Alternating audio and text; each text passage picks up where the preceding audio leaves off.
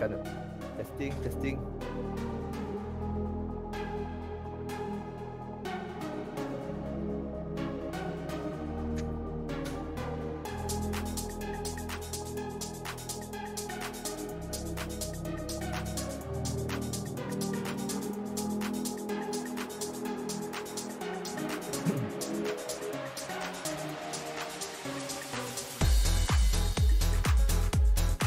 Test. Okey. Okey, boleh dengar jelas.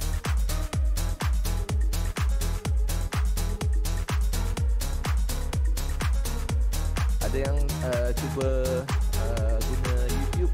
YouTube ada suara tak?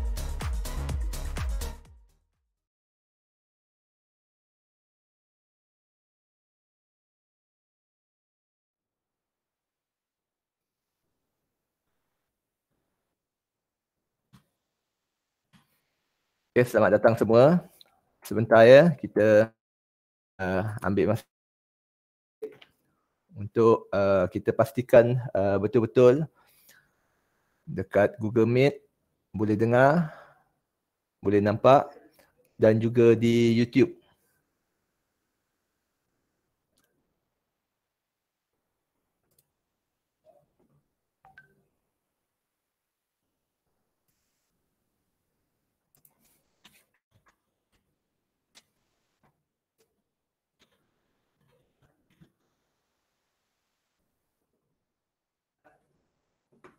Okey, boleh siapa-siapa komen yang dekat YouTube tak? Dengar tak?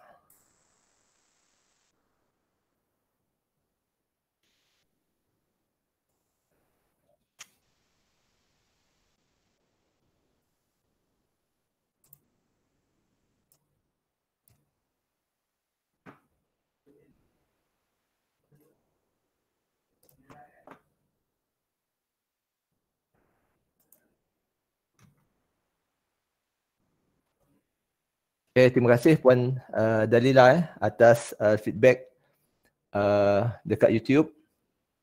Jadi nampaknya dekat YouTube pun okey, dekat Google Meet pun okey. Biasanya Google Meet kita akan dapat terus dia punya audio ataupun video. Cuma dekat YouTube kita akan delay. Okay. Kalau kita dia bergantung pada line. Sebab sekarang ni saya gunakan satu komputer untuk broadcast dua tempat. Satu pada YouTube dan satu menggunakan Google Meet.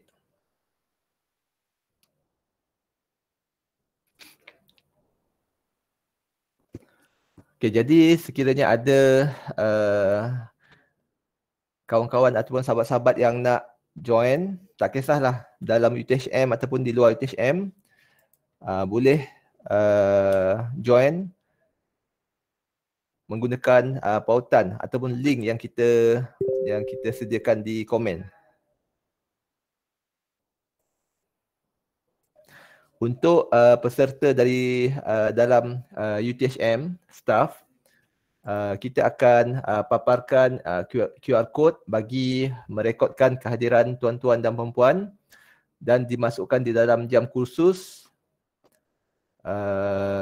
QR code akan dipaparkan pada bila-bila masa. Jadi mohon standby di depan komputer. QR code akan dipaparkan di Google Meet. Okay, dekat Google Meet saja.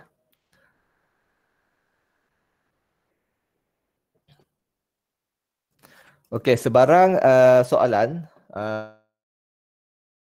boleh ikut dah biasa dengan Google. Kena offkan semua mic supaya kita tak ganggu nanti. Yang kedua, sekiranya ada soalan, saya rasa lebih mudah ataupun untuk kita type dekat dalam ni. Okay, dalam komen chat dekat Google Meet. Kalau yang menggunakan YouTube juga, boleh komen pada live chat. Sebab saya dah enablekan live chat di dalam YouTube. Okay. So, okay, dah cukup 5 minit. Jadi saya rasa eloklah kita mula dulu, dan mana-mana kawan-kawan yang terlepas tu tak apa, boleh join, ajaklah mereka. Jadi kalau untuk recording nanti kita akan publish di dalam YouTube. Okay. Okay, bismillahirrahmanirrahim. Assalamualaikum warahmatullahi wabarakatuh. Okay. Saya harap suara saya clear ya. Okey, sekiranya ada apa-apa nanti boleh terus berhubung di dalam chat ya. Okey. Okey, sebelum tu nama saya Muhammad Rais Abdul Halim. Saya daripada Pusat Teknologi Maklumat UTHM. Jadi tujuannya pada hari ini kita di PTM kita ada satu majlis dipanggil perkongsian maklumat. Jadi untuk hari ini kita perkongsian maklumat bilangan 11 2020. Untuk tajuk pada kali ini, saya diminta untuk sama-sama share ataupun sama-sama berkongsi berkaitan dengan how to becoming an excellent presenter. So, seperti yang tuan-tuan dan puan-puan sedia maklum, ramai kita, terutamanya staff, technical, non-technical dan sebagainya, memang kita dah expert atau dalam satu-satu kerja, kita dah pakar dalam satu-satu bidang teknikal dan sebagainya. Tapi saya akan kongsikan bagaimana sekurang-kurangnya tuan-tuan dan puan-puan mendapat satu garis panduan untuk macam mana untuk menjadi presenter ataupun memberikan latihan, terutamanya latihan di dalam bidang tuan-tuan dan puan-puan. Okey, untuk hari ini saya akan banyak contoh berkaitan dengan latihan di mana saya banyak terlibat dalam latihan di UTHM. Okey. Okey, jadi apa yang tuan-tuan dan puan-puan nampak di skrin ialah sedikit pengalaman yang universiti beri peluang pada saya untuk memberi orang kata ni lah latihan kepada staff-staff UTHM, dan juga terdapat beberapa sedikitlah pengalaman saya mengajar ataupun berkongsi dengan komuniti di luar UTHM. Okey. Sebelum tu saya sukalah untuk mengingatkan diri saya sendiri, iaitu di mana ada 4 cara bersyukur. Okey. Saya rasa semua maklumlah dengan perkara ni. Terutamanya ramai antara kita yang orang kata ustaz-ustaz kan. Okey, jadi untuk cara bersyukur tu, ini selinganlah sedikit ya, sambil kita orang kata kita berkongsi, di mana saya pun cubalah untuk memberi motivasi pada kawan-kawan bagaimana dan kenapa kita perlu orang kata upskill ataupun reskill supaya kita terlibat dalam bidang latihan, terutamanya memberi latihan ataupun menyampaikan ilmu yang kita ada. Okey, bersyukur ni ada 4 cara, iaitu hati, lisan, amal perbuatan dan nikmat pemberian. Yang ni pun saya ambil daripada ustaz-ustaz jugalah, sebab saya pun tak pandai dalam bidang ni. Okey. Jadi kalau dalam hati tu kita mengakulah apa yang nikmat kita dah terima. Okey. Kalau lisan tu kita mengucapkan secara jelas. Maksudnya syukur, alhamdulillah dan sebagainya. Dan yang ketiga tu ialah amal perbuatan. Ini yang kita nak tengok apa yang kita kenapa kita perlu terlibat dalam latihan.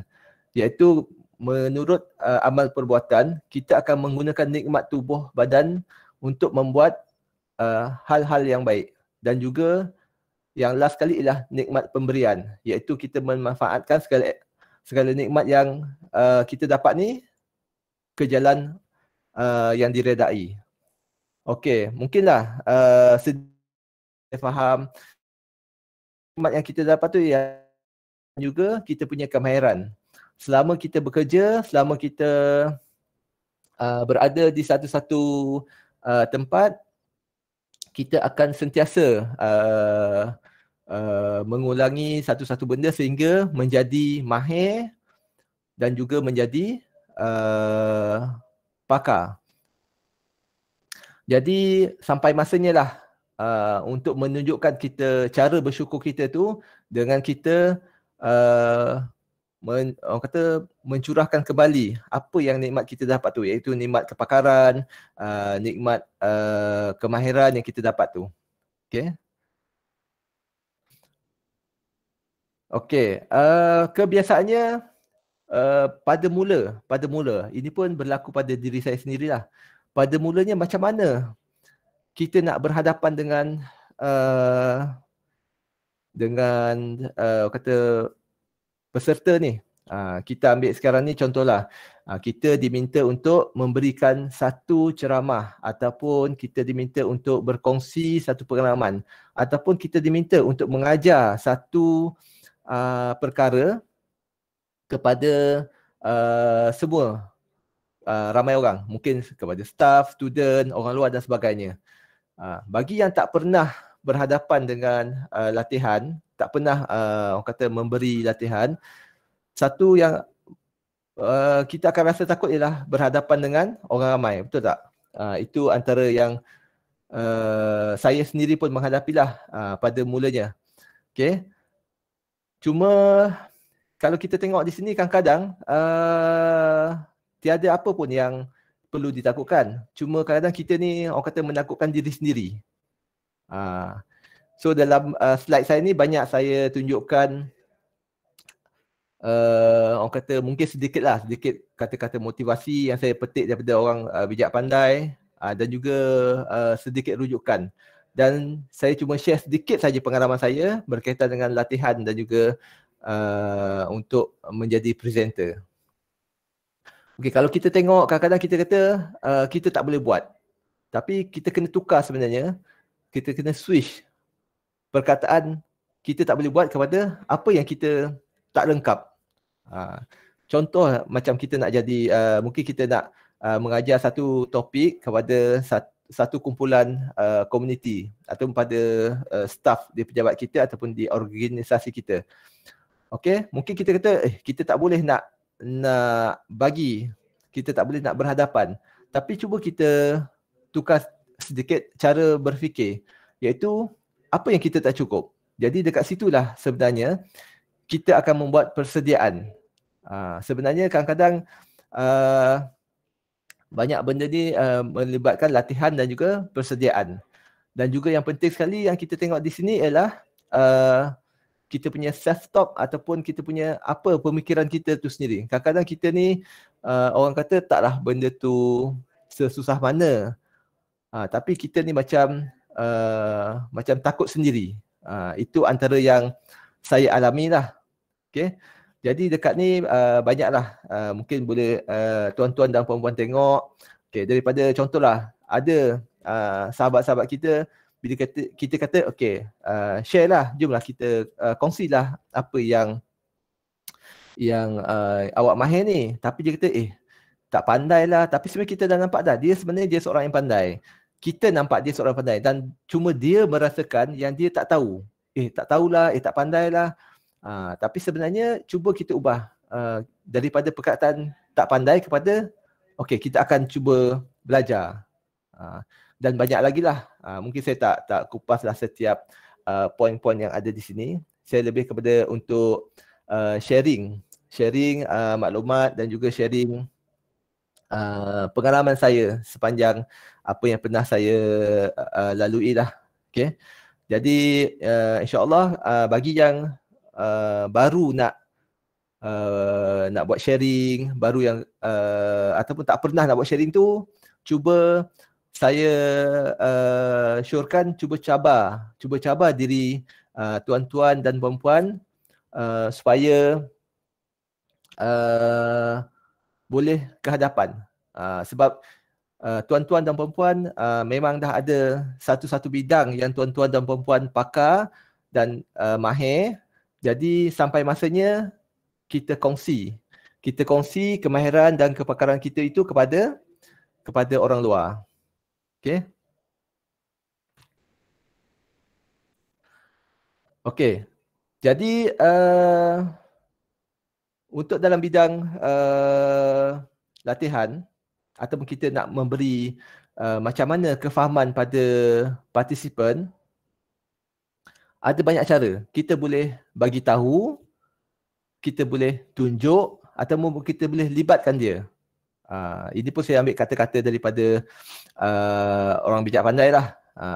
Kalau kita just cuma bagi tahu, dia akan dengar. Kalau kita tunjuk, dia akan nampak. Tapi apa yang paling bagus ialah kita libatkan mereka. Libatkan cara macam mana tu terpulang. Mungkin kita perlu membuat simulasi, kita memberi latihan dan sebagainya. Atau kita bagi assignment. Itu yang penting. Begitu juga dengan kita. Kalau macam kita nak merasa macam mana rasanya kalaulah kita ni cuba untuk berhadapan dengan beberapa orang, mengajar satu benda yang mereka tak tahu, okay, macam mana kita nak merasai. Jadi kalau kita cuma mendengar, mungkin tuan-tuan dan puan-puan ni saya rasa ramai dalam ni yang dah biasa dengan memberi latihan, berhadapan dengan orang ramai, rasa tak ada masalah. Mungkin ada yang masih belum tak berapa, orang kata belum tak berapa selesa bila berhadapan dengan orang ramai, terutamanya bila kita nak memberi satu-satu latihan. Banyaklah yang bermain di minda kita tu, kalau boleh cuba. Sebab bila kita melibatkan diri kita, kita akan belajar. Tapi kalau kita setakat mendengar macam mana cara nak mengajar, kita cuma dapat mendengar sajalah. Kalau kita tengok macam mana cara orang tu mengajar, kita akan dapat melihat dia. Okey, oh cara dia macam ni, macam ni. Tapi kalau kita melibatkan diri kita, insya-Allah kita akan belajar sesuatu dan saya sebenarnya masih banyak yang perlu saya belajar dan banyak saya belajar daripada orang-orang di sekeliling. Banyaklah saya share gambar-gambar di mana saya bersama-sama orang kata orang yang dikenali lah, untuk kadang-kadang kita bukan setakat nak bergambar dengan orang tersebut, tapi kita tengok macam mana cara dia, macam mana perwatakan dia, dan kita cuba belajar dan kita cuba orang kata apply pada cara kita pula. Okey, ini basic ataupun komunikasi. Ini just ulangan lah. Kalau perlu betulkan saya. Sebab saya, apa kefahaman saya dan kefahaman tuan-tuan, mungkin tuan-tuan dan puan-puan lebih faham lah. Kalau ada yang lebih baik, betulkan saya sekiranya saya salah. Okey, dalam komunikasi, kita proses komunikasi ialah proses menghantar satu mesej. Dan bila satu-satu mesej dihantar, kita akan mendapat satu-satu maklum balas. Okey? Jadi mesej dan maklum balas tu, komunikasi ini terlibat di mana-mana saja. Sekarang kita tengah berkomunikasi secara satu hala. Okey, saya menyampaikan mesej dan saya mendapat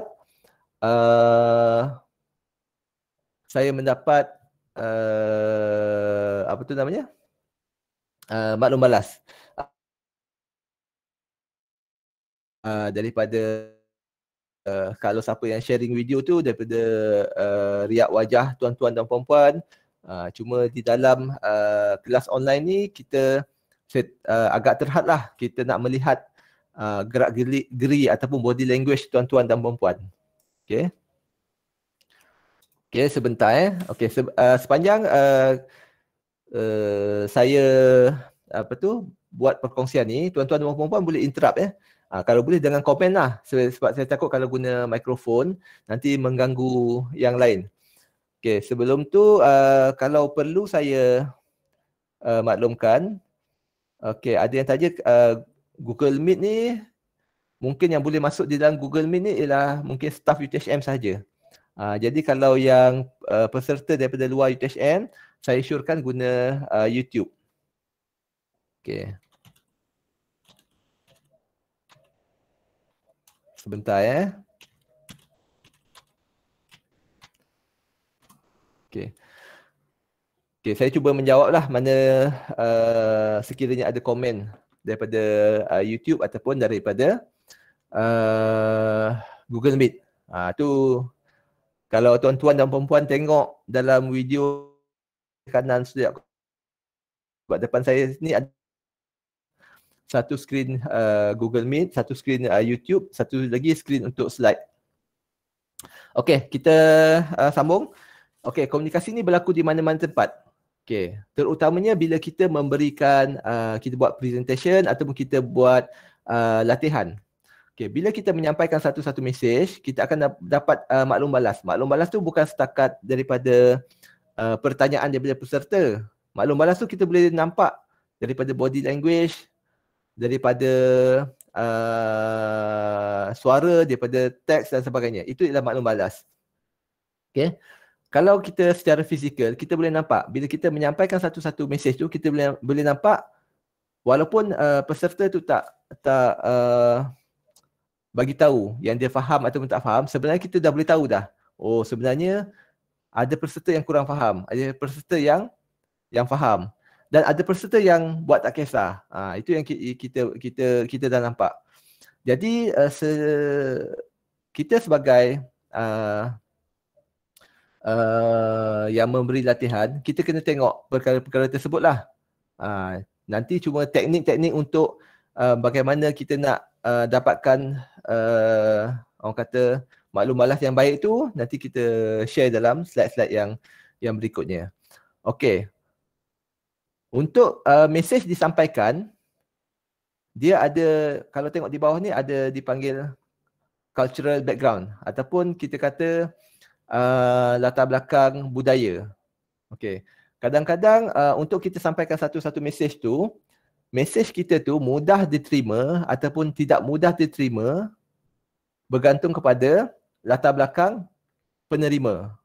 S tu sender lah, kita lah. R tu penerima. Jadi penerima ni kita tengok latar belakang dia. Contoh yang paling mudah, kalau contoh kita sebagai dewasa, kita cuba berkomunikasi dengan pelajar sekolah rendah. Kalau kita punya penyampaian terlalu teknikal, dia akan sukar difahami. Begitu juga latar belakang yang lain. Contoh jantina, budaya, bahasa, negara, negeri sekalipun. Sebab ada benda-benda yang bila kita pergi ataupun penerima tu daripada latar belakang yang berlainan, penyampaian kita pun kena berlainan dengan mengikut penerima. Kita tu mudah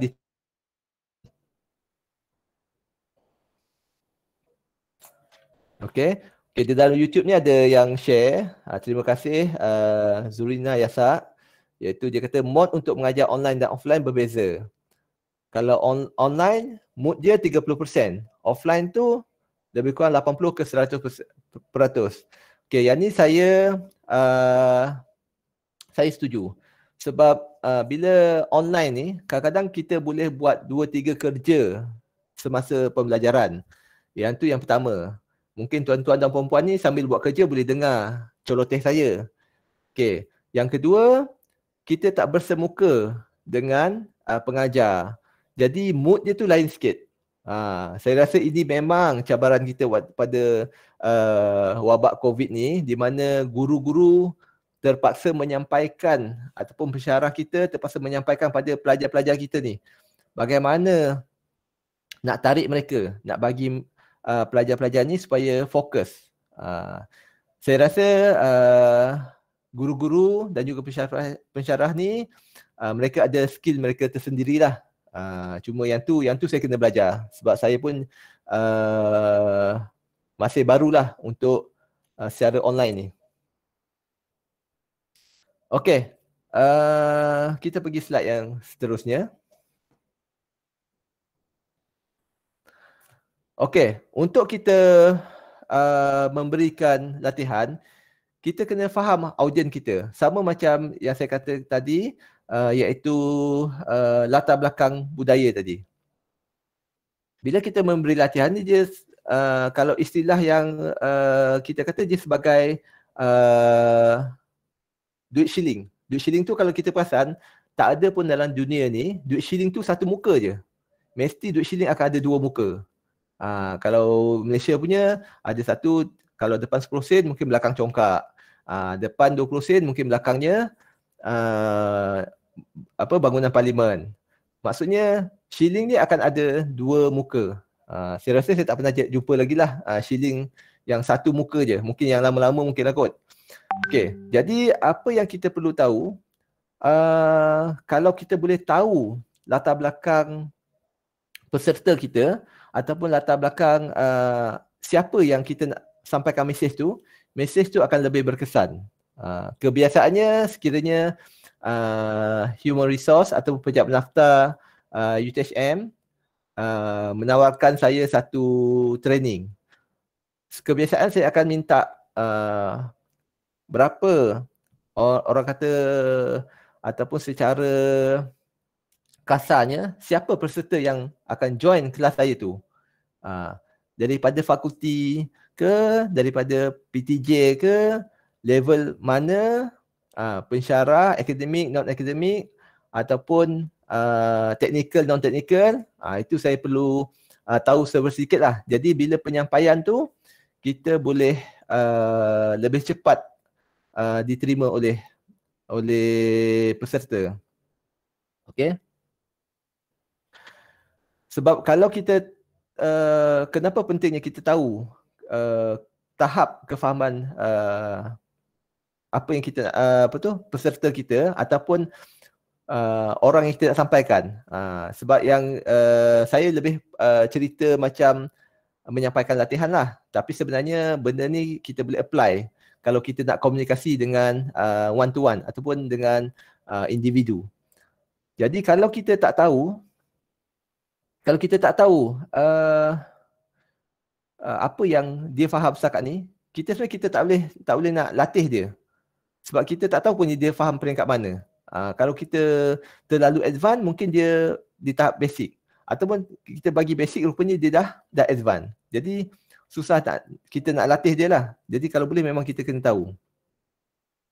Dan yang kedua tu, barulah dia datang kepada kita kena tahu macam mana kita untuk melatih secara efektif. Nanti kita akan share sikit dalam slide berikutnya. Macam kita nak latih satu-satu peserta tu secara efektif. Sebab kalau kita tak gagal memberi latihan secara efektif, dia akan pergi training, pergi latihan, balik pun macam tak ada apa-apa lah. Kalau boleh memang itu kita punya tugas supaya boleh melatih secara efektif. Okay. Selain kita mengetahui latar belakang peserta tersebut. Okey. Yang ni pun asas basic persuasion skill ataupun macam mana kita nak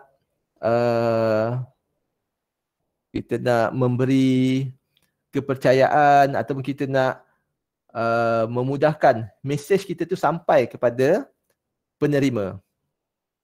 Okey, alhamdulillah benda ni saya dapat sebenarnya untuk di waktu satu kursus anjuran pejabat nafta. Jadi saya dapat ilmu ni. Okey, untuk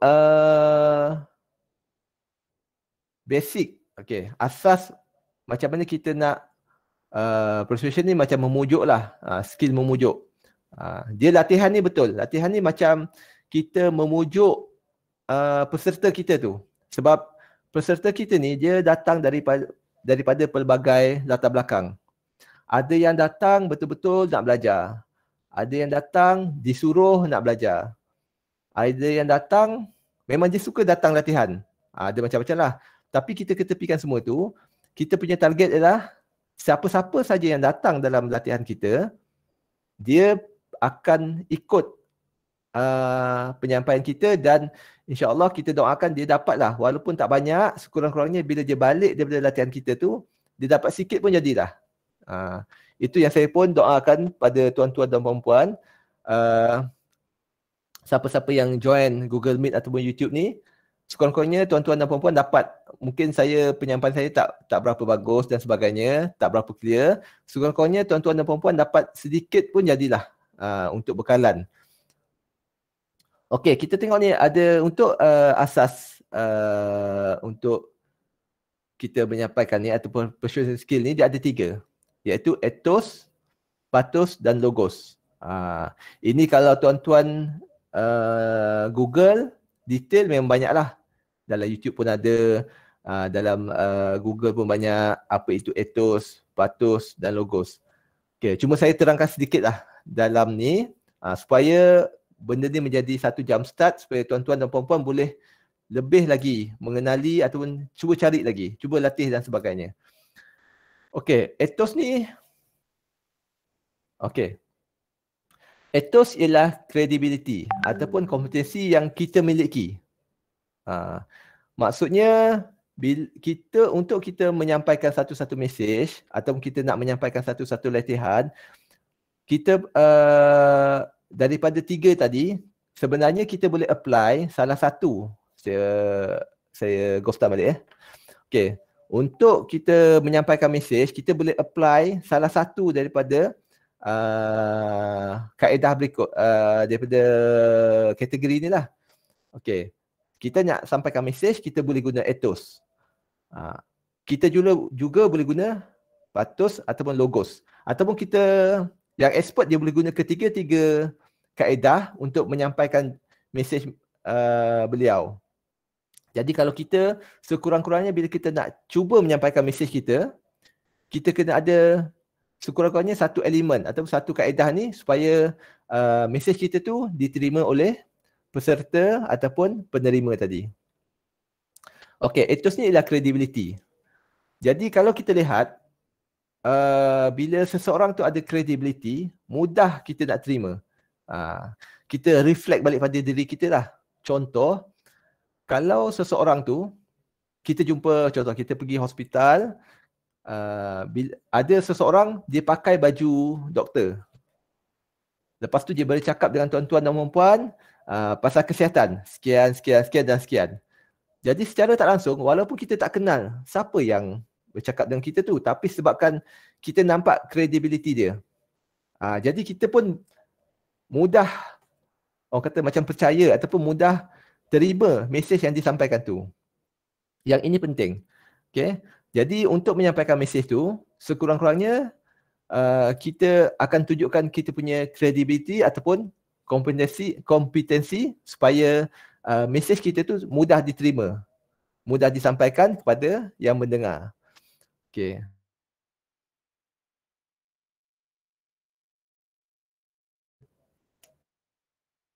Credibility kita, kompetensi kita, ataupun kita ada pengalaman-pengalaman kan.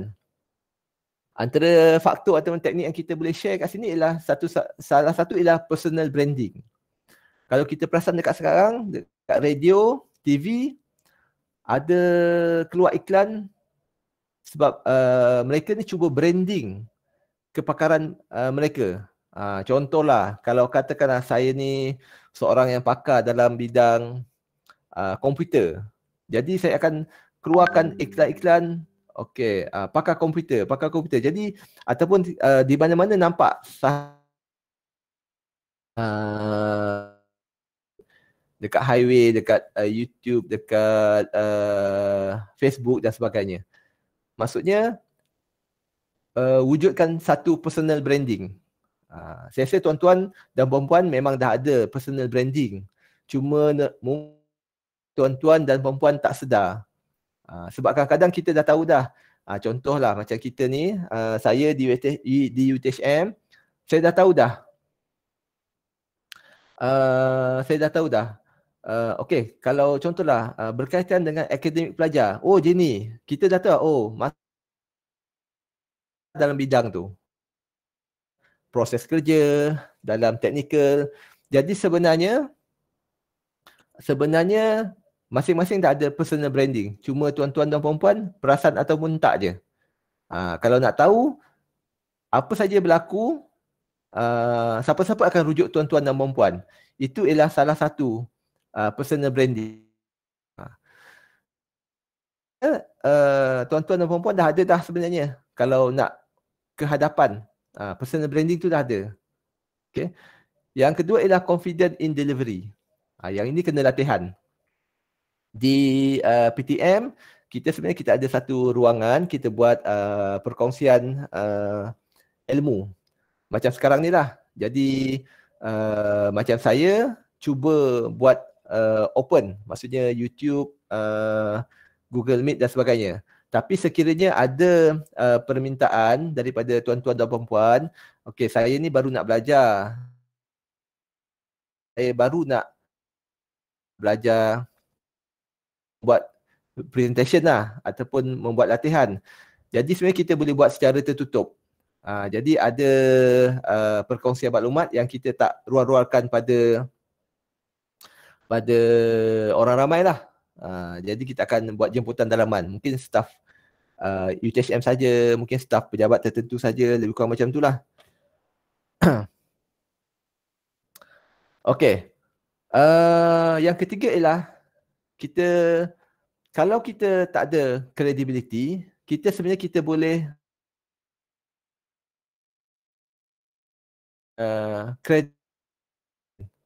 contoh kita boleh quote apa yang mereka pernah katakan.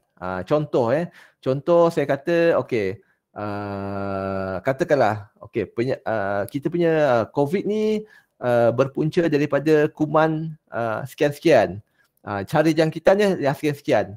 Saya bukan doktor, mungkin saya tidak ada credibility untuk bercakap demikian. Kita nyatakan daripada mana sumber yang kita dapat tu. Doktor siapa yang cakap benda tu? Dan boleh menggunakan ethos ni sebagai penyampaian mesej kepada peserta ataupun kepada penerima. Okay. So kalau ada pertanyaan terus ya. So setakat ni kita tengok macam tak ada pertanyaan. Cuma ada yang kata internet tak berapa nak okey. Internet ni satu benda yang subjektif lah. Sama ada di pihak saya ataupun slow, ataupun di pihak tuan-tuan yang slow, ataupun kadang-kadang tengok apa yang kita guna. Ada yang kata YouTube okey, Google Meet slow. Ada yang kata Google Meet sangkut-sangkut, dekat YouTube okey. Jadi ikut keselesaan tuan-tuan dan puan-puan lah. Kita punya YouTube ni mungkin kalau yang tertinggal tu boleh tengok kemudian. Okey, mungkin saya ulang. Kalau untuk staf UTHM, kita akan record kehadiran di Google Meet. Kita akan paparkan QR code. Selesai saja kita punya ni lah. Kita punya selesai kita punya perkongsian nanti. Okey. Okey, sebentar. Okey, saya sekejap ya Google Meet punya ni.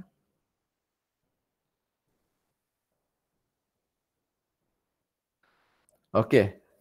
So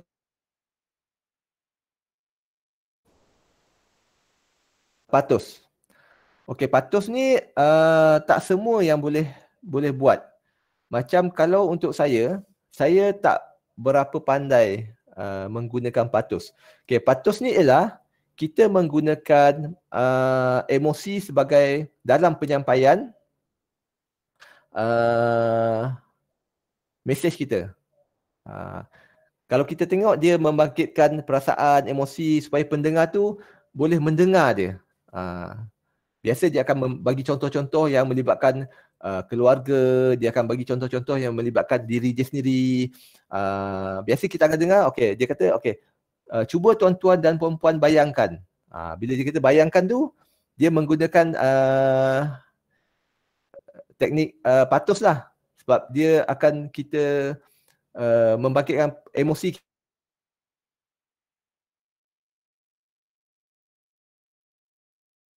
Jadi sebenarnya sekiranya tuan-tuan dan puan-puan boleh mendengar mesej yang disampaikan, maksudnya penceramah tersebut berjaya menggunakan teknik patus di dalam menyampaikan mesej beliau ataupun dalam menyampaikan latihan beliau. Okey, teknik yang boleh yang kita guna, salah satunya story. Kita bercerita. Bercerita ni maksudnya kita ceritalah, okey, saya dulu pernah macam ni, dulu macam ni, sekarang dah macam ni. Itu ialah teknik penceritaan. Ada orang yang bagus dalam teknik penceritaan. Jadi ini boleh digunakan supaya mesej kita tu sampai. Jadi kita boleh menggunakan teknik penceritaan. Yang kedua, kita boleh menggunakan inspiration quote. Maksudnya macam antara slide-slide saya lah. Kalau tuan-tuan dan puan-puan perasan, saya selitkan beberapa kata-kata motivasi supaya boleh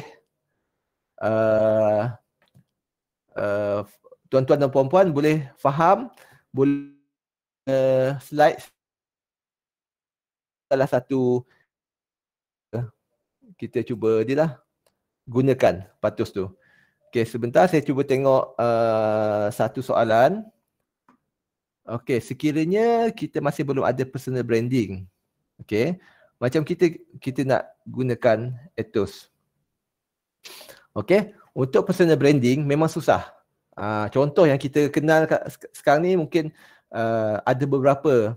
Katakanlah kita nak bagi motivasi pada sekolah ataupun sedang cerita pada pejabat kita, itu motivasi.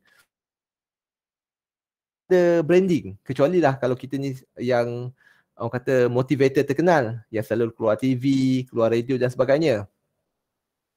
Okey, untuk branding ni satu perkara yang sukar sebenarnya.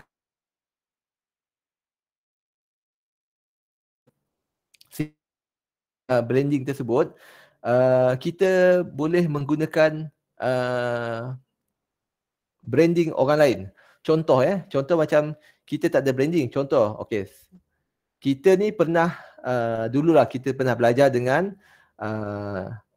sekian-sekian sipulan-sipulan. Jadi kita menggunakan branding tersebut. Katakanlah saya pernah belajar pergi kursus 7 hari, kursus yang certified dengan seorang motivator terkenal. Jadi sebenarnya itu sebenarnya akan membuat kita akan dapat satu branding. Seolah-olah orang kata, oh dia ni anak murid dia ni. Okey, mesti dia ni terror lah. Lebih kurang macam tu lah. Boleh Puan Dalilah macam tu lah. Tapi kalau kita tak boleh, cuba saya patah balik slide tadi. Kalau kita tak boleh gunakan personal branding, kita guna benda-benda yang lain. Contoh kita cited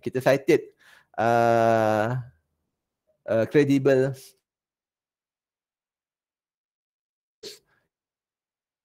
contoh dan teknik lebih luas kalau tuan-tuan dan puan-puan cuba belajar dan sebagainya. Okey. Kita sambung dengan patus tadi. Selain kaedah penceritaan dan juga inspiration quote, kita juga boleh menggunakan vivid language. Vivid language ni maksudnya satu bahasa yang jelas. Bahasa yang jelas ni senang cerita, orang senang faham. Orang senang faham. Tak kisahlah, kadang-kadang mungkin kita pergi satu tempat, macam slide saya sebelum ni, penerimaan satu-satu mesej tu bergantung kepada latar belakang budaya. Kalau kata kita pergi satu-satu, mungkin tempat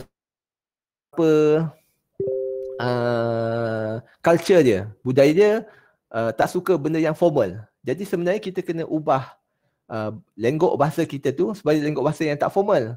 Jadi dia bila peserta tersebut ataupun yang mendengar kita tu, dia merasa selesa. Bila merasa selesa, kita dah mudah untuk sampaikan mesej yang kita nak. Punya kunci lah.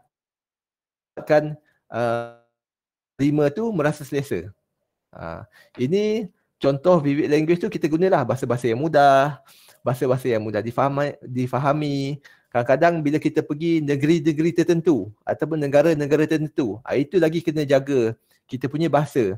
Sebab kadang-kadang ada di tempat kita, maksud satu perkataan tu bagus. Tapi bila kita pergi ke tempat mereka, mungkin maksudnya kurang bagus. Itu kita kena alert ataupun kita kena peka dengan persekitaran. Okay. Logos ni menggunakan logik dalam menyampaikan mesej kita. Okay. Kadang-kadang ada orang lebih mudah terima bila mereka rasakan benda tu logik. Dia kata, oh, benda ni logik. Okay, boleh. Jadi yang ini, kalau teknik yang kita boleh pakai, salah satunya ialah structure of the speech. Maksudnya, bila kita menceritakan satu message, kita susun dulu message yang kita nak sampai tu. Contoh kalau kita nak secara logiknya, katakanlah kita ada adik, anak, atau kita nak bercakap dengan seorang budak lah, seorang kanak-kanak, mungkin umurnya kita kata dalam sekolah rendah. Okay, mungkin kita nak kata, okay, macam mana, kenapa kita kena basuh tangan? Contoh, kenapa kita kena pakai topeng pelitup muka? Bila kita kata, kenapa kena pakai pelitup muka? Memang akan soal.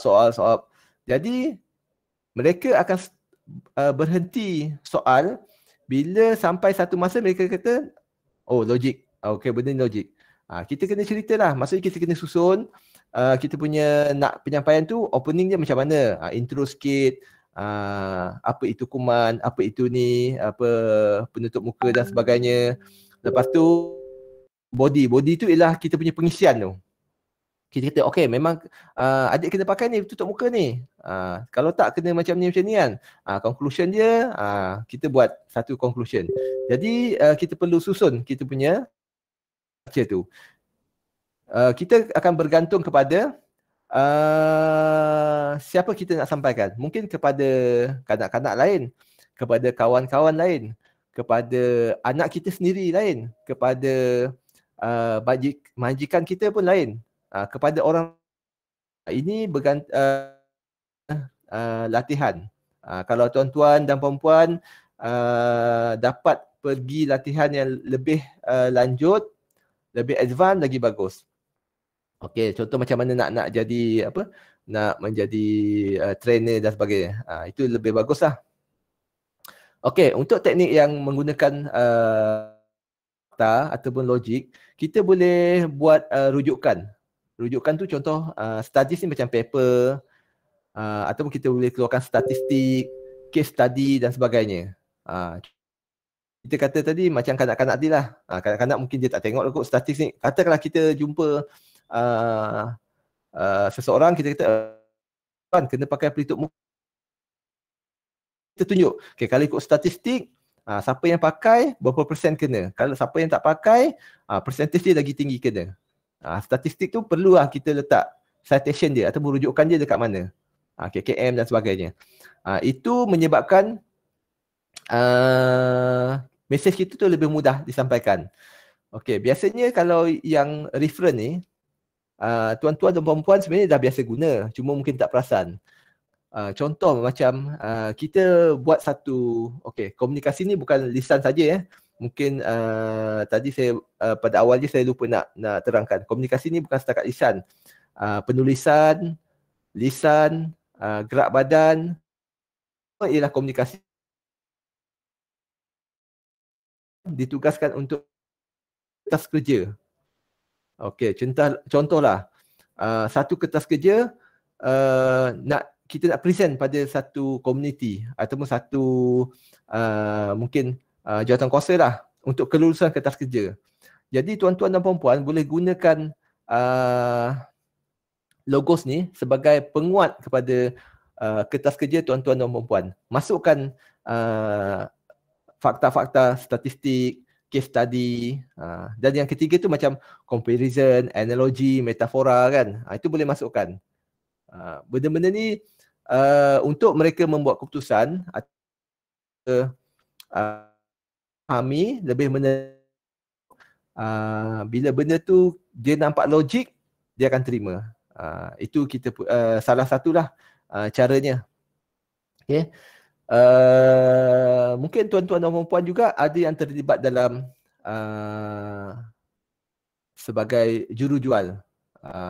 Sebab sekarang ni saya tengok dekat Facebook macam-macam lah. Ada kawan kita tu untuk membantu keluarga, ada jual produk A, ada jual produk B. Sebenarnya tuan-tuan dan puan-puan boleh guna teknik-teknik ni untuk orang kata merancakkan lagi jualan tuan-tuan dan puan-puan. Cuma kalau tuan menggunakan teknik ni secara ke arah kebaikan lah. Ini yang bahayanya kalau seseorang yang dia dah biasa menggunakan teknik ni, dia gunakan untuk penipuan. Mungkin kita sekarang kita dah dengar kan yang scam kan. Kadang-kadang yang kena scam ni pun bukannya orang kata yang tak berpelajaran, yang berpelajaran pun kena, sebab mereka sebenarnya menggunakan teknik-teknik ni untuk membawa kita supaya terjebak dengan jadi hati-hatilah. Jadi ini kita gunakan untuk menyampaikan latihan, kita nak present satu-satu idea dan sebagainya. Okay, next. Okay, kalau kita mungkin masih lagi kita rasa kita ni boleh ke tak nak present depan orang ramai, kita boleh ke tak? Kalau tuan-tuan dan puan-puan lihat slide yang saya share ni, ini saya nak satu situasi saya di hadapan beberapa ribu pelajar dalam kita menerangkan apa yang servis ICT di UTHM. Dan satu lagi gambar ialah saya di dalam konti radio UTHM Radio. Jadi dua perkara ni satu benda yang berbeza. Jadi satu kita bercakap dengan ramai orang dan kita nampak orangnya, dan satu lagi kita seolah-olah macam bercakap seorang-seorang diri. Memang ini satu benda different. Kalau yang tak biasa bercakap dengan orang ramai, dia akan prefer untuk orang kata bercakap seorang diri lah atau recorded, secara recorded. Kalau untuk menyampaikan dia punya ni lah, training dan sebagainya. Tapi kalau orang yang dah biasa bercakap dengan orang ramai, bila dia masuk je satu macam studio rakaman, dia akan mati akal. Sebab dia tak ada, macam kita tengok komunikasi tadi, ada message dan ada maklum balas. So bila kita berada di dalam satu konti, kita tak nampak mendengar maklum. Jadi contoh macam saya sekarang ni, saya bergantung kepada maklum balas, komen tuan-tuan dan puan-puan. So jadi penyampaian ni saya pun tak pasti. Saya nak cakap laju ke, nak cakap perlahan ke, nak cakap kuat ke. Sebab saya tak nampak tuan-tuan dan puan-puan. Jadi kalau yang lagi satu situasi, kita nampak semua orang dan kita boleh nampak, oh maksudnya lebih 80 nampak macam dah boring, akan tukar teknik penyampaian ataupun kita orang kata macam break sekejap. Break ni maksudnya bukannya break orang kata rehat. Kita break tu maksudnya kita daripada kita ceritakan satu fakta, kita sampaikan kita punya message, kita akan stop sekejap untuk mungkin kita buat cerita. Kalau yang pandai buat lawak tu boleh buat lawak dan sebagainya. Tu kita sambung balik. Kalau tuan-tuan dan puan-puan biasa tengok ceramah-ceramah agama, kadang-kadang kan ada ustaz-ustaz tu yang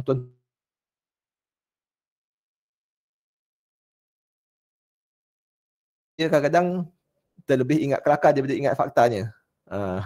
Tapi yalah, itu sebabnya dia nak break kita. Kadang-kadang bila kita macam sekarang ni kita dah berkeudara atau bersiaran lebih kurang hampir 1 jam.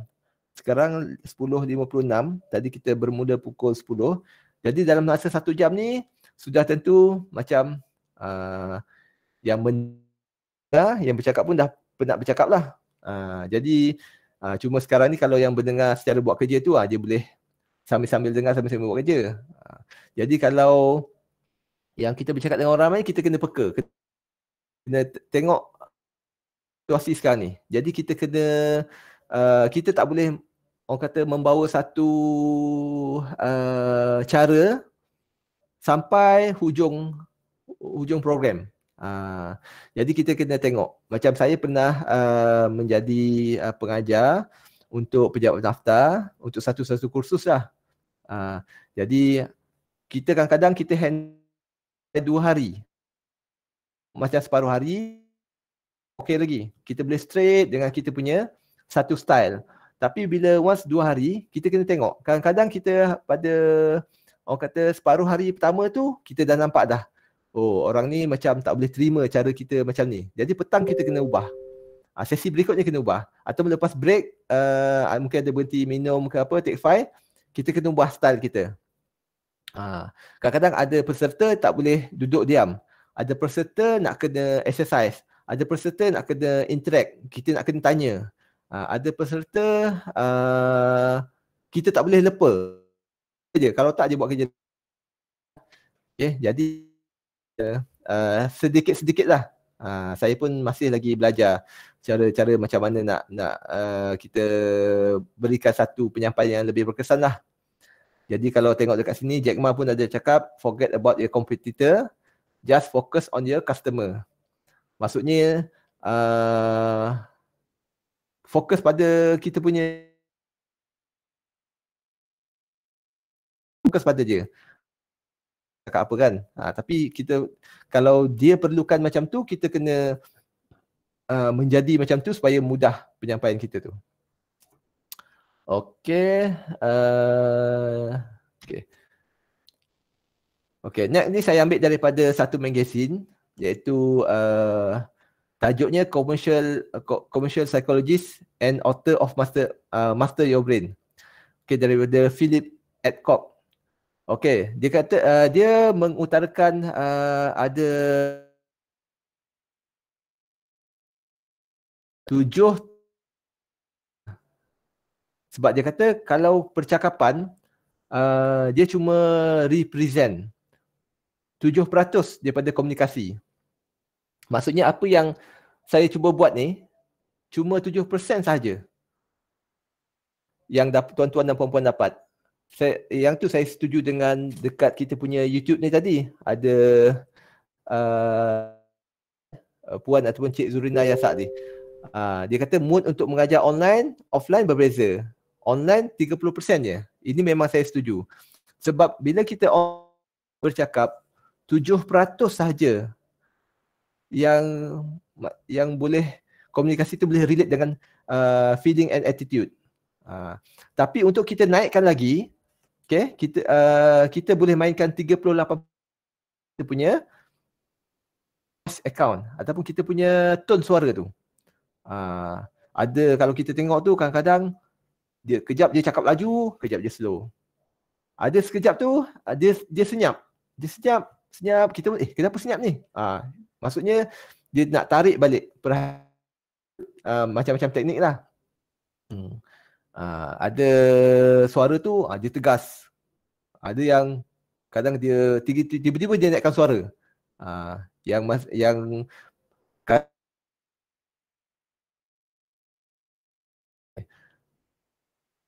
5% ialah datang daripada non-verbal sources. Macam body language kita, mimik muka kita. Itu sebabnya kalau mungkin tuan-tuan dan perempuan di Google Meet cuma nampak slide. Tapi kalau tuan-tuan dan puan-puan di YouTube, saya ada masukkan slide dan muka saya kecil je kat bawah tu. Supaya tuan-tuan dan puan-puan salah satu kita kena ambil orang kata berat lah. Sebab kalau kita cuma suara saja, dia macam kita dengar radio lah. Dengar radio tu cuma 7% je. Tapi kadang-kadang ada penyampai radio yang pandai tu, dia boleh naikkan kepada 38. Maksudnya 7 tambah 38, dekat 45%. Apa yang disampaikan tu boleh diterima. Tapi sebenarnya kalau kita berhadapan, itu lebih bagus. Dan kalau kita seseorang tu dia nak jual barang, sebenarnya dia kalau kita tengok sekarang ni dekat kita punya media sosial dah banyak dah. Dia jual barang, dia bukan setakat dia postkan gambar dan juga perkataan. Dia akan buat live video. Jadi dia menggunakanlah teknik-teknik macam mana untuk menyampaikan mesej yang lebih berkesan. Okay. So kalau ada apa-apa soalan boleh terus ya. Saya terus ini. Memang tak bila kita online ni memang kita tak ada take file dan sebagainya. Cuma kadang-kadang saya minta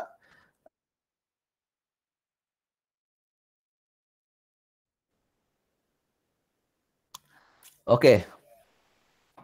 Kita terus.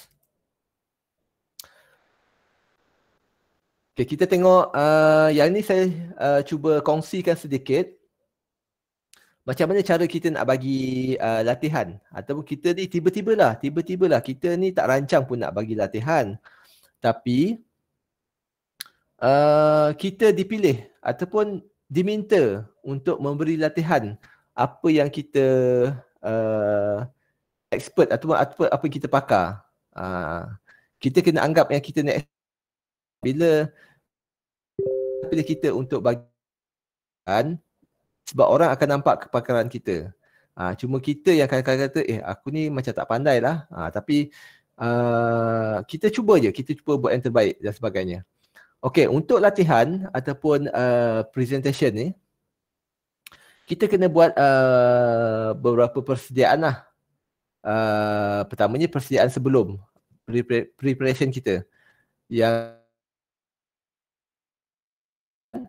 dan bila habis training ataupun presentation.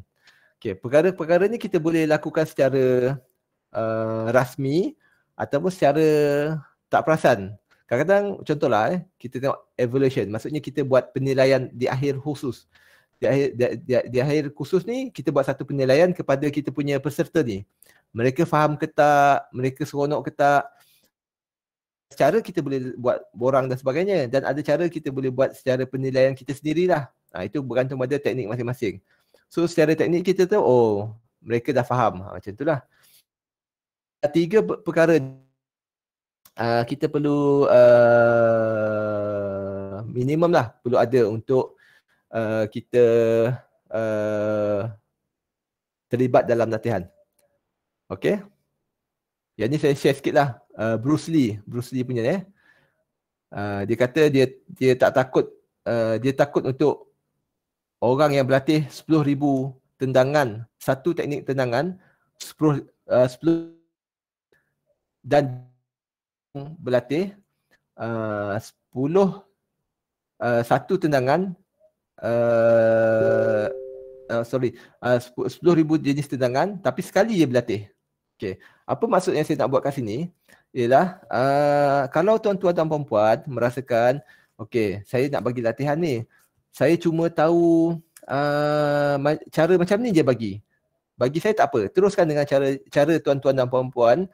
Cuba tuan-tuan dan puan-puan latih supaya cara tu walaupun satu je cara tuan-tuan dan puan-puan cara terbaik. So boleh lakukan terbaik. Next cuba perbaiki, walaupun tuan-tuan dan puan-puan cuba tahu satu teknik je. Macam mungkin tadi Puan Nur Dalilah ada tanya kalau tak ada personal branding macam mana. Okay, mungkin kita tak ada personal branding, tapi kita ada maksudnya ethos lah, kita tak ada ethos, tapi kita dekat situ kita ada pathos. Maksudnya kita ni pandai bercerita dan sebagainya. Jadi setiap training kita tu, kita selitkan cerita dan sebagainya. Kadang-kadang walaupun kita nampak kita datang memberi latihan tu taklah pakai coat, pakai tie dan sebagainya. Tapi cara kita bercerita tu membuat orang faham dan lebih menerima kita. Dan perempuan tak apa. Itu sehingga expert dan nanti yang lain-lain tu kita boleh berlatih kemudian. Jangan kita berlatih terlalu banyak cara tapi kita berlatih sekali je. Jadi benda tu akan jadi tak mungkin tak proper, mungkin tak berkesan lah. Okey, untuk persediaan, apa yang kita perlu buat waktu persediaan kursus? Okey.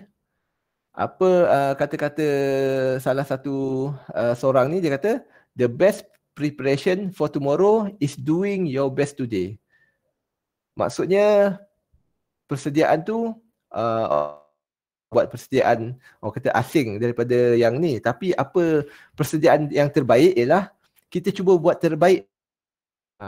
Contoh saya hari ni saya cuba yang menyampaikan pengalaman saya pada tuan-tuan dan puan-puan. Saya cuba buat yang terbaik. Jadi saya mengharapkan feedback tuan-tuan dan puan-puan. Jadi bila dengan harapan, bila saya akan cuba buat yang terbaik,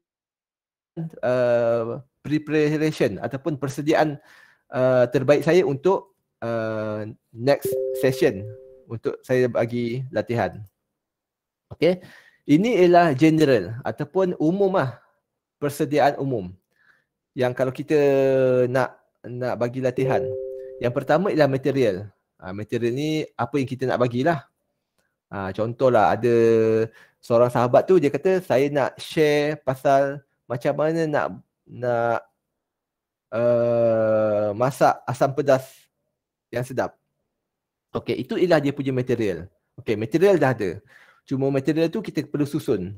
Susun mungkin dari kalau contohlah kita ambil contoh tadi nak masak asam pedas tadi.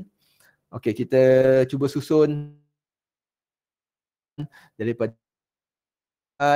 sampai masak dan juga hidang. Itu kita susunlah kita punya material. Okey, yang kedua kita kena tengok space ataupun place.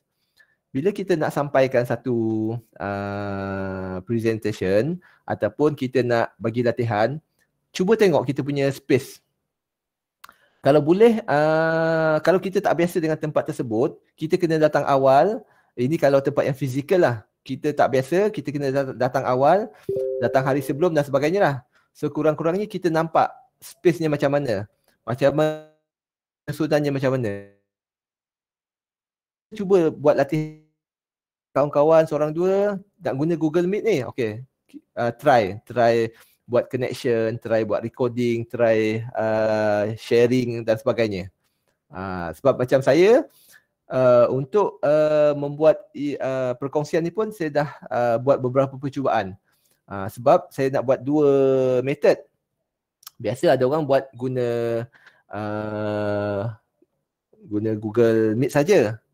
Tapi yang ni saya nak bagi lebih luas. Okay, Google Meet pun ada dan juga ada versi YouTube. Jadi yang tu saya kena dua-dua tempat ni saya kena cuba main.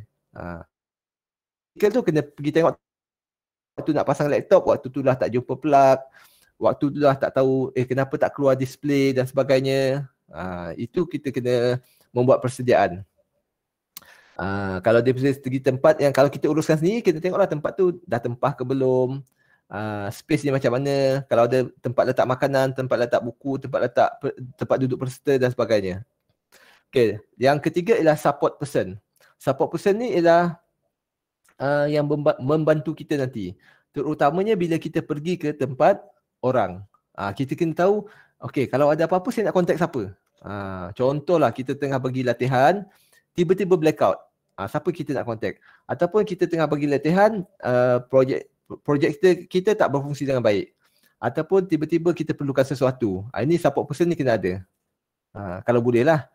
Kalau tak, kita seorang pun boleh. Macam saya sekarang ni, support person saya, Cik Azrin, dia pantau juga latihan ni, perkongsian ni. dan saya sendiri akan komen kalau ada komen di YouTube ataupun di Google Meet. Itu sebabnya tuan-tuan yang tengok YouTube tu nampak kejap saya toleh kanan toleh kiri kan, walaupun duduk depan komputer je ni. Okey, yang keempat ialah diri kita sendiri. Inilah preparation ataupun persediaan yang paling besar, diri sendiri. Maksudnya diri sendiri tu daripada fizikal dan juga mental. Fizikal ni macam tadilah, cara nak bercakapnya, kalau kita perlu cakap bahasa Inggeris, tahu tak kita cakap bahasa Inggeris. Lepas tu pakaian kita macam mana. Kalau kita ni nak present, contohlah kita nak bagi latihan sukan, sesuai tak dengan pakaian kita tu. Ataupun kadang-kadang ada pakaian tertentu dekat tempat tertentu, takut lain pula dia punya perspektif.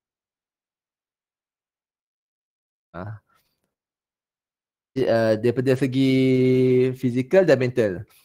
Okay, mental ni kita kena bersedia awal lah. Maksudnya kita kena pastikan nak tak nak, saya rasa untuk pertama kali, of course kita akan ada macam gugup, ada macam nervous dan sebagainya. Itu kita kena prepare. Kalau boleh, macam di kami di PTM, saya di unit latihan akan bantu staff PTM.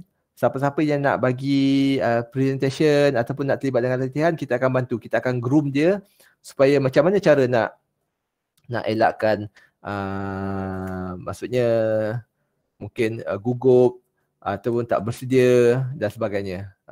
Yang tu buat persediaan lah untuk diri kita sendiri. Okay? Termasuk datang awal dan sebagainya. Okay. Saya petik juga kata-kata ada orang bijak pandai ni. Experience tell you what to do. Confidence allows you to do it. Maksudnya pengalaman. Kalau kita ada banyak pengalaman, pengalaman tu mengajar kita. Okay, kalau ada satu-satu benda ni berlaku, apa yang kita kena buat? Contohlah kita dah biasalah dengan dah mahir. Kita dah mahir, dah pakar dalam satu bidang tugas kita. Contohnya kita dah tahu dalam kerja kita lah. Jadi kalau satu-satu benda berlaku, kita tahu nak buat A. Okay, kalau A tak berlaku, tak berjaya, kita boleh buat B, boleh buat C. Itu maksudnya pengalaman kita. Bila kita dah ada pengalaman, kita tahu apa yang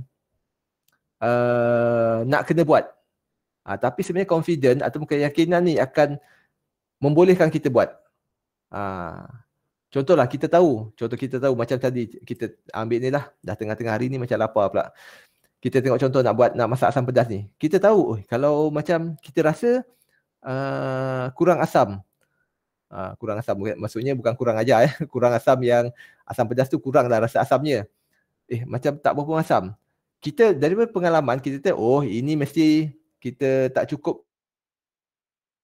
buat tu asam pedas. Tapi confident tu membuatkan kita nak masuk tu. Kita nak masuk berapa keping kalau asam keping ni, sekeping ke dua. Confident tak nak buat tu. Tapi kita kalau daripada pengalaman kita dah tahu dah benda ni berlaku, tak cukup asam tadi dah. Tapi nak buat tu, kita confident tak? Kan terlebih masam, kan kurang masam macam tu. Jadi pengalaman perlu, confident pun perlu. Ini sedikitlah saya share gambar saya waktu di tahun 2019 ni, dah lama ni. Di Putrajaya, iaitu ada satu program persidangan pentadbir ICT. Saya kena present pasal MyUTHM kepada semua peserta persidangan. Yang itu persidangan ni dianjurkan oleh UPM lah, Universiti Putra Malaysia pada waktu tu. Okay, next. Okay. Ini framework training. Ini lebih pada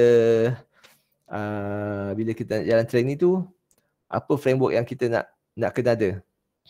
Satu, of course, untuk satu-satu training tu kita kena ada title. Tajuk lah. Apa tajuk kita, tajuk training ni? Contohlah, pengenalan Microsoft Word. Contoh macam tu. aim. Target kita tu apa? Maksudnya adakah target kita tu habis kursus kita tu orang dah boleh buat surat guna Word. Ataupun habis kursus kita tu orang dah boleh buat buku guna Word. Kita kena tetapkan juga objektif je. Objektif je supaya macam contoh memberi apa tu namanya macam mana cara nak guna Word dan sebagainya. Yang paling penting ialah konten. Okay, konten ni kita kena susun sebab kita berdasarkan daripada aim tu. Contohlah kita punya siapa-siapa yang pergi kursus ni, bila balik dia akan boleh buat surat rasmi katakan.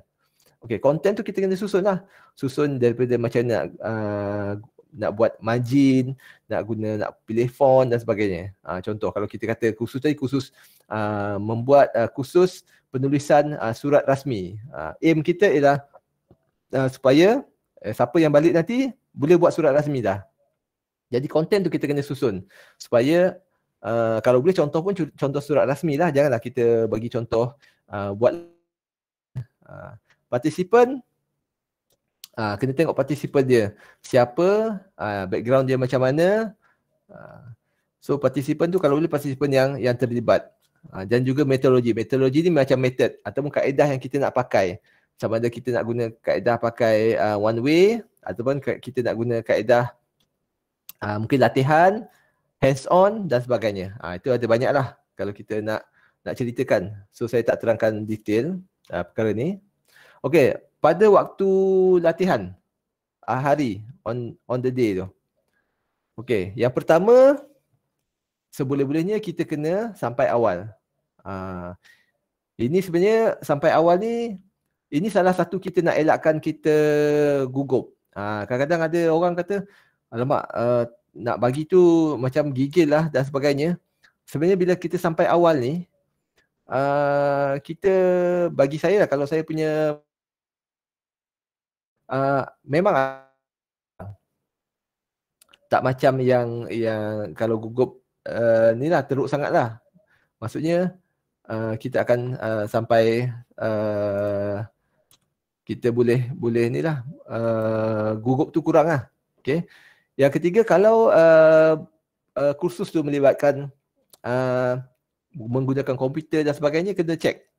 Kena pastikan komputer dah on. Macam kita nak guna slide, kena pastikan laptop kita boleh pancarkan slide pada projektor ataupun kita pen drive tu boleh dibaca dan sebagainya.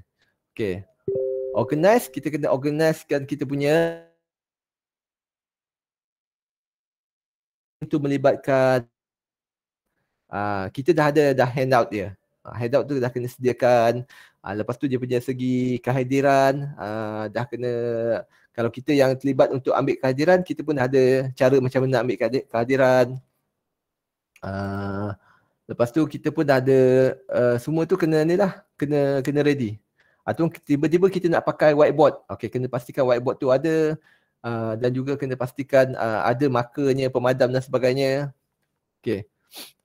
Tempat ni kalau kita tengok place, pastikan tempat tu cukup lah. Cukup selesa.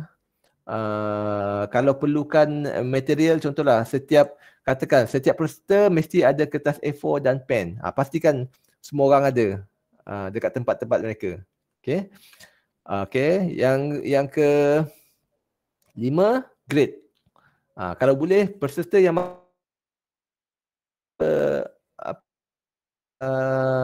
cakap dia selamat datang, terima kasih datang. Kadang-kadang daripada yang orang macam tak nak datang tu, macam best pula training ni kan. Kita sebenarnya untuk penyampaian maklumat ni, penyampaian mesej, kita punya kunci kita ialah kita kena bagi selesa dulu yang menyampaikan. Jadi kalau kita dah sampai awal, peserta masuk, kita pun orang kata ucap selamat datang dan sebagainya, peserta tu rasa macam dia macam satu dihargai bila dia datang ke kelas tu. Yang kedua dia rasa macam macam penceraman ni pun macam okey jugalah, tak ni sangat kan.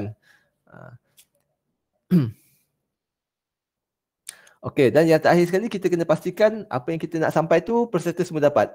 Macam contoh tadi pada awalnya saya akan semak Okey, yang pertama ada yang dapat masuk tak Google Meet dan sebagainya, YouTube. Okey, suara dengar tak? Itu kita kena pastikan. Kalau ada masalah kita tambah baik, kita tambah baik. Mana kita boleh selesai, kita selesaikan. Itu yang perlunya tadi support person tadi. Kadang-kadang ada benda yang kita tak boleh nak buat sebab kita on training. Support person ni akan bantu kita. Okay, ini on the day training. Okay, lagi satu training. Kalau ada kata-kata bijak pandai pun dia kata, if you can't explain it simply, you don't understand it well enough. Maksudnya sekarang ni, kalau kita gagal menyampaikan benda tu secara paling mudah, paling simple, sebenarnya kita tak expert pun benda tu. Sebenarnya kalau kita expert, kita dah boleh sampaikan benda tu dalam bentuk yang mudah. Bentuk yang mudah ni maksudnya, kita punya peserta tu, kadang-kadang yang datang tu dari pelbagai latar belakang. Ada yang expert, ada yang kurang expert, ada yang pengetahuan tinggi, ada yang mungkin tiba-tiba datang pula yang bukan daripada warga negara, yang bahasa Melayu dia tak berapa faham. Okey, maksudnya kadang apa yang kita tengah sampai ni mengikut kefahaman mereka.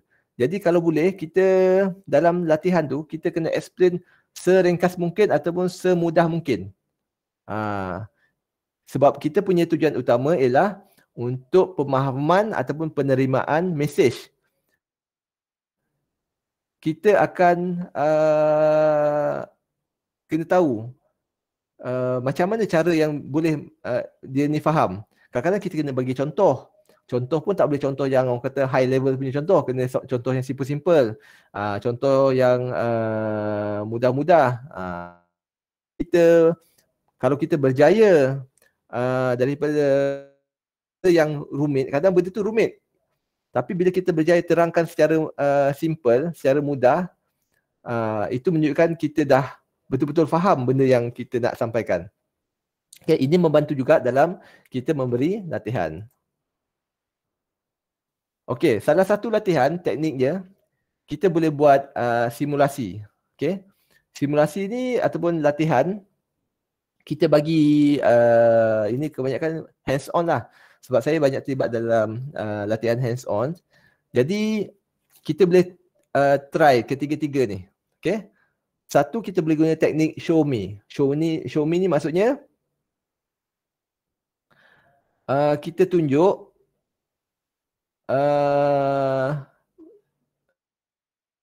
kita step by step.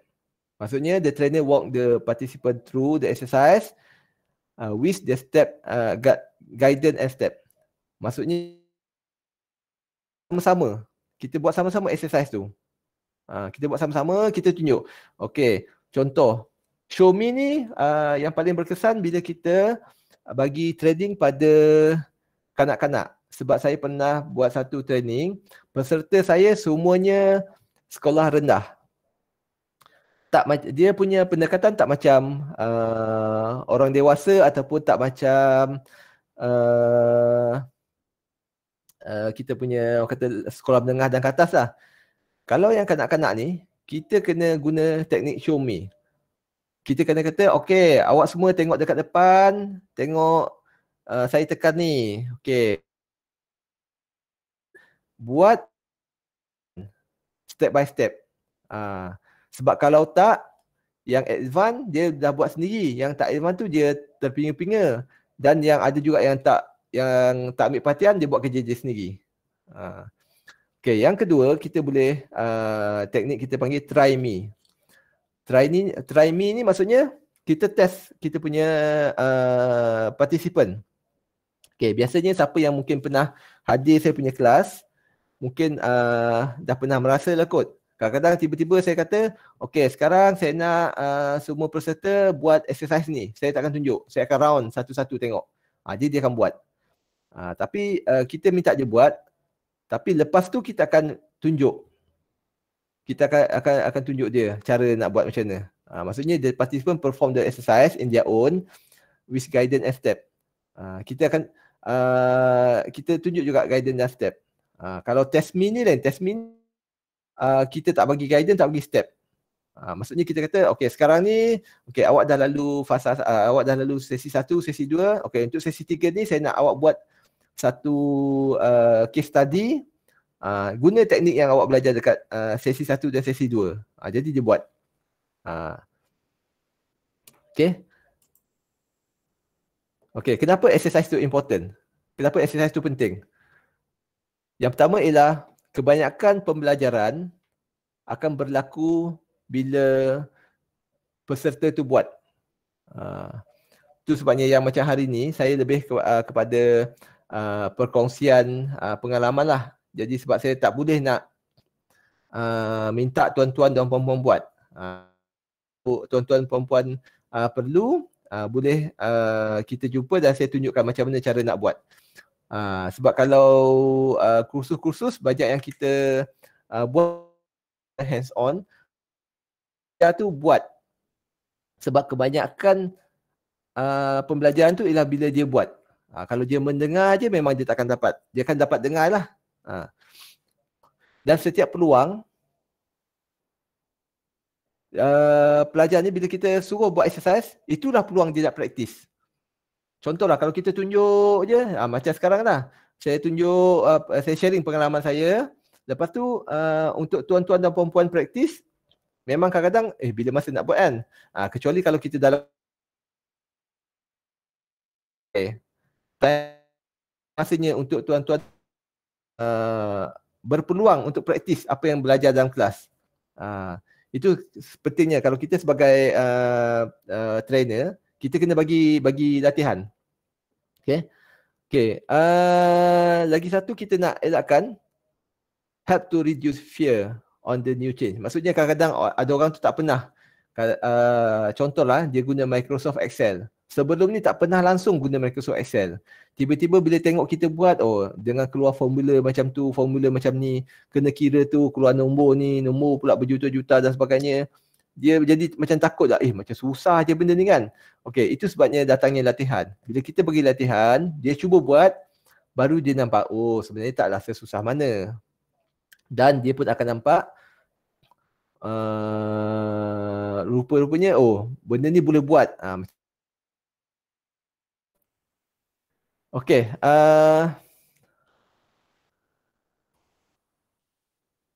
sekarang kita tengok answering question. Okey, kebiasaannya yang ni kita tak dapat elakkan lah. Bila kita bagi latihan, sebenarnya orang yang tak biasa memberi latihan ataupun membuat presentation, ini yang dia yang paling takut. Kalau ada orang soal, sebenarnya tak perlu takut. Sebab kita ada teknik kita menjawab. Teknik kita macam kita nak jawab lah. Okey. Kita tengok balik pada soalan tersebut. Bila dia soal, sebenarnya kita boleh jawab sekarang, kita boleh jawab kemudian, ataupun mungkin lepas-lepas ni kita jawab. Maksudnya kalau sekarang, kalau kita ada jawapannya dan benda tu kritikal dan kita tahu, kita boleh jawab sekarang. Bila ditanya, cik macam mana sekian. Okey, benda ni macam ni. Okey, kalau kita tak tahu, kita boleh jawab. Contohlah sesi tu ada pagi dan petang. Jadi kita, okey tak apa, nanti yang ni saya tak tahu. Saya biasa kalau saya tak tahu, saya jarang saya ni terlupa dah dan sebagainya. Saya cakap, ini saya tak tahu ni. Tapi tak apa, saya akan cari. Nanti petang saya bagi tahu. Ataupun kita boleh juga kita kata, okey, mungkin tiba-tiba ada satu soalan dalam ni kan. Jadi saya kata, okey, yang tu saya tak ada, maksudnya kita tak akan menjawab dalam sesi ni, tapi saya akan contact awak lah untuk jawab. Mungkin kadang benda tu, biasanya benda-benda macam ni dia melibatkan macam, mungkin tak berkaitan, orang lain tak nak dengar pun benda tu. Itu satu. Yang kedua, kadang-kadang benda ni melibatkan, orang kata, soalan dia tu bila kita nak jawab nanti macam privacy ataupun melibatkan kepribadian dan sebagainya. Itu mungkin kita akan jawab kemudian. Okey, yang terakhir bila kita sebelum ni habis saja bagi latihan, kita kena buat penilaian. Okey. So jangan takut kita buat kesilapan. Mungkin bila kita bagi trading tu, ada orang kata, cik, kadang ada orang ni dia jenis orang kata straight to the forward. Straight forward je kan. Cik bagi cik ni boring lah. Sebenarnya itu kita anggap kita punya kesilapan kita. Tak apa. Tu cik saya tak faham lah bila awal daripada sampai sekarang cik bebe aja saya pun tak faham. Ataupun macam-macam lah. Ataupun cik cakap sebenarnya jangan takut buat silap. Sebab bila kita buat silap, itulah bukti yang kita mencuba. Sebab kalau kita tak buat silap, mencuba takkan buat silap. Bila kita buat silap, saya syorkanlah pada mungkin sahabat-sahabat yang dekat dalam ni, mungkin dalam bidang, terutamanya dia bidang yang kepakaran dia sendiri. Mungkin kepakaran dia dalam teknikal, kepakaran dia dalam kerja harian dia, boleh kita sama-sama sampaikan apa kepakaran kita pada orang luar supaya kita ada penerus kita bila kita tak berada di tempat tu. Jadi jangan takut kita untuk membuat silap lah. Okey, untuk kita membuat penilaian ada 3 perkara lah yang kita perlu tengok. Yang pertama ialah konten. Maksudnya konten kita ni okey ke tak? Cukup ke tak? Ataupun terlebih ataupun terkurang. Konten kita kena. Soalan tu terulang lah nak buat soalan macam mana. Tapi kebiasaannya soalan tu kalau untuk macam bila saya bagi latihan anjuran pejabat naftar dia dah ready soalan dia tu. Rasa soalannya semua standard je. So dia akan soal pada konten cukup tak apa semua. Okey, yang kedua pengurusan latihan tersebut. Itu pun kena tanya. Cukup tak? Kalau ada makannya cukup tak makan? Tempat cukup tak? Selesa. Ada tak tempat yang rupanya tempat makan selesa tak? Tempat rehat ada tak? Dan sebagainya. Yang tu kena ni lah. Kita kena ada dalam penilaian kita. Okey, yang terakhir ialah efektif ataupun tidak kita punya latihan tu. Maksudnya dia bila dia balik, adakah dia dapat apa-apa daripada latihan yang dia attend tu lah. Mungkin dia kata, oh baguslah cik, ni memang saya faham 100%. Memang mengguna dalam kerja saya. Maksudnya itu efektif lah. Ataupun dia kata, boleh lah cik, tapi okey lah, saya boleh pakai jugalah ni. Tapi saya jarang pakai benda ni. Tapi saya dapat ilmu barulah. So, sekurang-kurangnya kita dapat maklum balas tersebut supaya bila akan datang kita boleh perkemaskan ataupun tambah baik dalam kita punya latihan tu.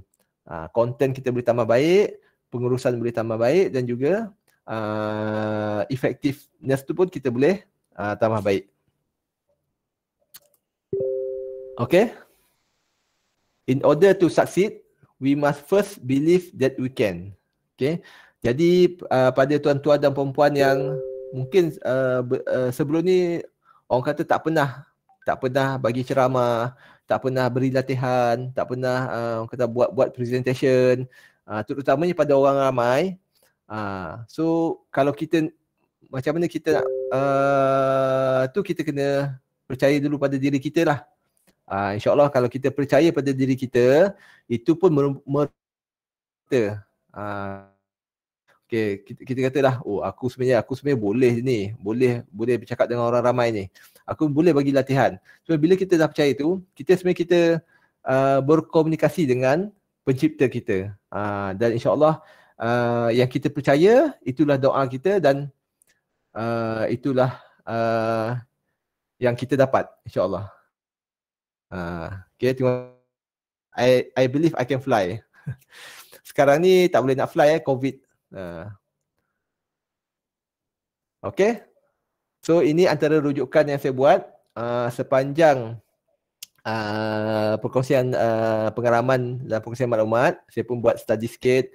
Ini rujukan-rujukan yang mungkin tuan-tuan dan perempuan boleh tengok balik lah kalau nak secara detail je. Sebab tadi saya cedok sedikit-sedikit lah daripada ni. Okay.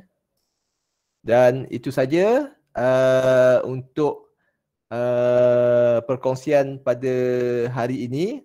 Jadi untuk staff UTHM di Google Meet, saya akan apa tu? Akan paparkan sebentar lagi untuk QR code. Jadi tuan-tuan dan puan-puan boleh scan. Mungkin kita bagi dalam 15 minit lah kot lepas paparkan tu. Jadi kalau tu sementara kita tunggu untuk scanning QR code tu, sekiranya ada soalan boleh ni lah, boleh okay. So saya open pada ni. Nak tanya, kalau tak boleh jawab nanti saya akan cuba cari rujukan lah. Ataupun saya akan merujuk pada yang lebih arif lah. Tapi kalau boleh jawab tu saya boleh jawab. So sebentar saya cuba sharekan di Google Meet. Untuk staff UTHM boleh scan. Sekejap ya. Okay, untuk di YouTube, sebelum tu saya akan stop dulu di YouTube. Jadi terima kasih kepada yang attend di Google Meet dan juga attend di YouTube.